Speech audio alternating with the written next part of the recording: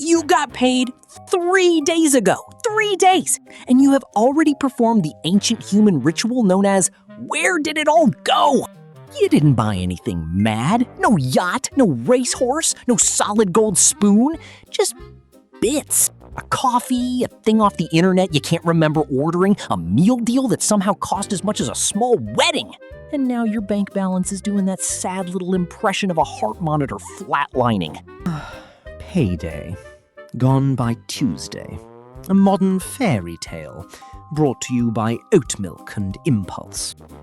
This is not because you're bad with money. Well, not only because you're bad with money. It's because saving money asks your brain to do the one thing it was never designed to do. Care about a stranger who lives in the future. Today's question is simple. Why can't you save money? And how do you keep some of it before it evaporates like a damp promise? Part 1, the lie you tell yourself. The first reason you can't save money is the same reason you can't do most sensible things. You begin with a lie. I'll start saving next month. Next month!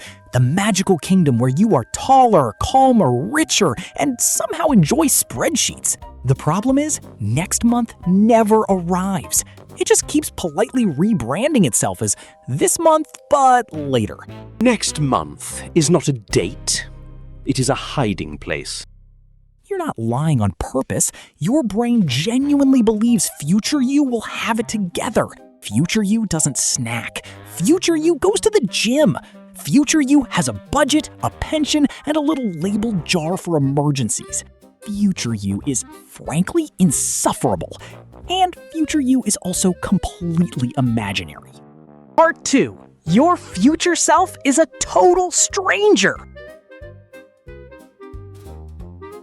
Here's the strange part, and this is actual neuroscience. When you imagine yourself in the future, your brain doesn't quite recognize that person as you. Researchers led by psychologist Hal Hershfield put people in brain scanners and asked them to think about their present selves, then their future selves.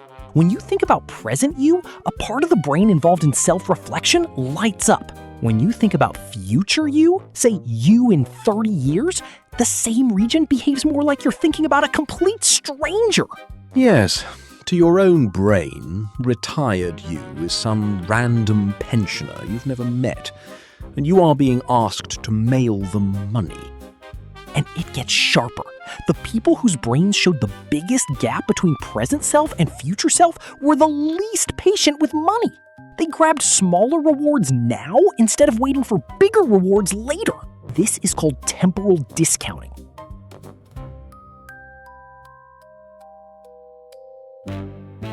A pound today feels real. A pound in 20 years feels like a rumor. So when you choose the takeaway over the savings account, you're not being stupid. You're just being kind to present you and quietly robbing a stranger you'll one day become. Part 3.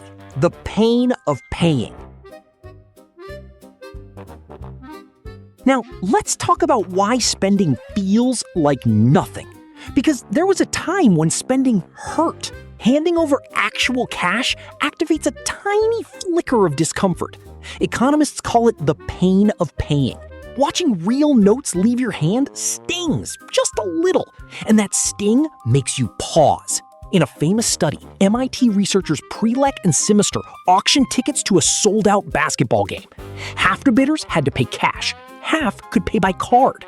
The card group bid up to twice as much for the exact same tickets. Same seats, same game, just a different way of paying. And the card removed the wince. Marvelous. We invented a way to feel rich while becoming poor. Truly the pinnacle of civilization. And we didn't stop at cards. We made it worse, beautifully. Tap to pay, one-click checkout, saved card details, buy now, pay later, panic eternally. This is called lifestyle creep. Fine, you say. I'll just earn more, then I'll save. Adorable. Because here is the cruelest law in personal finance. When your income goes up, your spending sneaks up right behind it, wearing a disguise. You get a raise. For about a week, you feel rich. Then the better coffee becomes normal. The nicer flat becomes normal. The subscriptions multiply like guilty rabbits. And somehow, on more money, you're saving exactly the same amount as before. Which is to say, none. Psychologists call the engine behind this hedonic adaptation. We adjust to new pleasures shockingly fast. You are not chasing happiness. You are jogging on a treadmill, paying monthly, going nowhere, wearing premium trainers. Part 5, Parkinson's Law for Money. There's a related and slightly sinister rule. It started as a joke about office work and turned out to be horribly true about money. It's called Parkinson's Law. Spending expands to fill the income available. Give yourself £100 for the week, you'll spend £100. Give yourself $400, you'll find $400 of perfectly reasonable things you needed. Money is a gas. It expands to fill whatever container you put it in. And most people's container is everything I have. The wallet abhors a vacuum. So apparently does Steve from the office, who keeps just nipping to Greg's. Part 6, Mental Accounting. Here's a sneaky one. Your brain doesn't treat all money equally. It files money into little mental envelopes, depending on where it came from. The economist Richard Thaler called this mental accounting, and it won him a Nobel Prize, which I assume he spent sensibly. Money you earned feels serious. Money you found feels like a party. A tax refund, a birthday £50, a surprise bonus. Your brain stamps it fun money and practically dares you to be irresponsible with it. It is all the same money. The 20 from your nan and the 20 from your salary spend identically. Your brain simply enjoys lying to you with categories. And the same trick keeps you in debt. People will keep $500 in a savings account earning almost nothing while owing $500 on a card charging a small fortune in interest because the two live in different mental envelopes. Part 7, Frictionless Spending, the invisible drip. Now combine all of that with the modern world, which has quietly removed every speed bump between you and a purchase. You don't go to a shop. The shop lives in your pocket and never closes. You don't decide to subscribe. You start a free trial and then fund a streaming service you forgot existed for 3 years. The most dangerous spending isn't the big stuff. It's the drip. Here, a subscription there, a tap, a tap, a tap. Each one too small to notice. All of them together, the size of a holiday you never took. Death by 1,000 taps. The autopsy will read, cause of poverty, convenience. Part 8, Scarcity makes you worse at money. And here is the most unfair part of all. Being short on money makes it harder to make good money decisions. Behavioral scientists Sendel Mullainathan and Eldar Shafir describe something they call scarcity. When you're worried about money, the worry itself eats up mental bandwidth, the brain power you'd otherwise use to plan ahead. When you're skint, your mind tunnels onto the bill in front of you. Next week doesn't exist. There's no spare attention left for the long game. So, the advice, just think long term, arrives precisely when your brain has sold the long term for parts. This is the trap that feels personal, but isn't. It's not that broke people are careless. It's that scarcity quietly steals the mental room you need to climb out.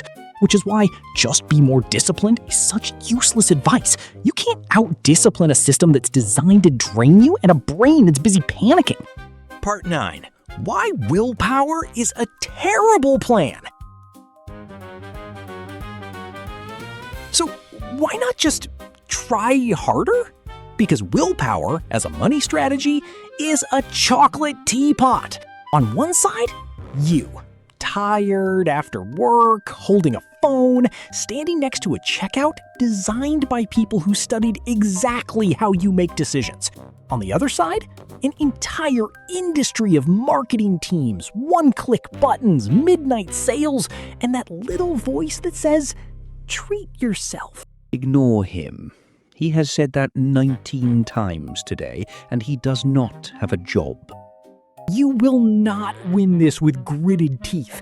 The answer is not to become a stronger person. The answer is to build a system so that saving happens even when you're weak, tired, and emotionally negotiating with a gremlin. You don't beat the trap, you rig the game. Right, practical fixes. Things that respect the fact that you are a human being and not a monk with a spreadsheet. Fix 1. Pay yourself first, automatically. The single most powerful move. Set up an automatic transfer to a savings account for the day after payday, before you see the money, before the gremlin wakes up. Make saving the default, and laziness will do the work for you. Finally, your worst trait, employed. If saving relies on whatever's left over, there is never anything left over. Leftover is a myth, like the tooth fairy or a quiet group chat. Move it first. Live on the rest. Fix 2. Meet your future self. Remember the stranger in the scanner? Make them less of a stranger. Name the goal. Not savings. Call it house. Italy. The year I don't panic. Picture future you actually using it. The more real that person feels, the more your brain agrees to send them money. Fix 3. Add friction back in. The world removed the speed bumps. Put them back. Delete the saved card details. Log out of the shopping apps. Take the card off your phone. Use the 24-hour rule. Anything non-essential goes in the basket and waits a day. Most wants quietly die overnight. The ones that survive, you actually wanted. A purchase that cannot survive one night's sleep was never love. It was a tap pretending to be a need. Fix 4. Make the invisible visible. Once, write down every subscription you pay for. All of them! Yes, that one. The drip only works while it's hidden. Cancel anything you'd forgotten you had. That's not saving money. That's a refund from your past self. Fix 5. Use cash for danger zones. Pick the category that always runs away from you. Eating out, the weekend, little treats. Spend it in physical cash for a month. Watching real money leave your hand brings the pain of paying back. And a little pain here is on your side. This is not deprivation. This is witness protection for your bank balance.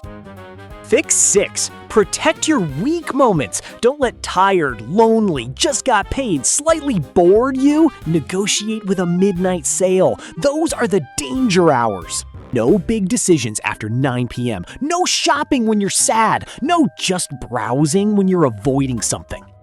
Part 11. The real point. The point is not that money is evil, or that spending is sin, or that you must live on lentils and regret. Money is meant to be spent on rent, on joy, on the occasional outrageous coffee. The problem isn't spending. The problem is spending you didn't choose. The drip you didn't notice. The future you keep mailing to a stranger because your brain can't picture their face. You are not bad with money. You are a perfectly normal animal, armed with ancient instincts, dropped into a world engineered by people who profit from your next tap. So why can't you save money? Because future you feels like a stranger. Because tapping doesn't hurt the way cash did. Because your spending creeps up with every pay rise. Because money expands to fill whatever you'll let it. Because your brain files cash into lying little envelopes. Because the world removed every speed bump. Because being broke makes you worse at not being broke. And because willpower was never going to be enough. The answer isn't to be a better person. The answer is to make saving automatic, spending slower, and your future self someone you actually want to look after. So pay yourself first. Add the friction back. Name the future. And never, ever trust the sentence, treat yourself.